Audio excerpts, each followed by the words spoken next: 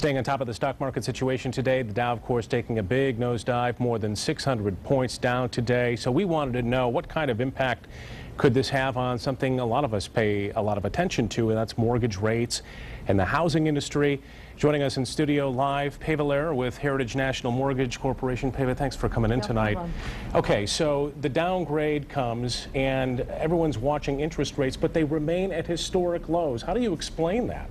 Well, because the rates right now are tied to the bond market and everyone's fleeing into bonds instead of the stock market, so the rates are low. Actually, we got 2 improvements today.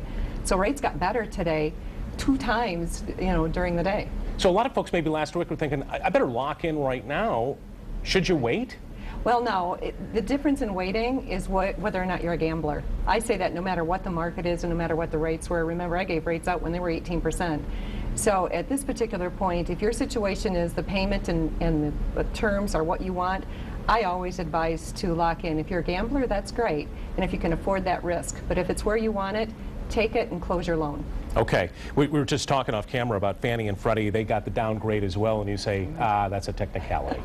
Well, Fannie and Freddie, if you look at it, they've been taken over by the government. They used to be a little bit more independent, so they've got their own issues and problems. I don't see that it's going to be anything not tied to the government, so everything the government does is going to be tied to them. So much of this, the fear on the market at least, seems to be psychological. Yes. How do you put that in perspective of, I guess, if you're in the market for a mortgage or you're thinking about making that jump and buying a home, how do you get past the fear? Oh, actually, what you do is just look at your payment.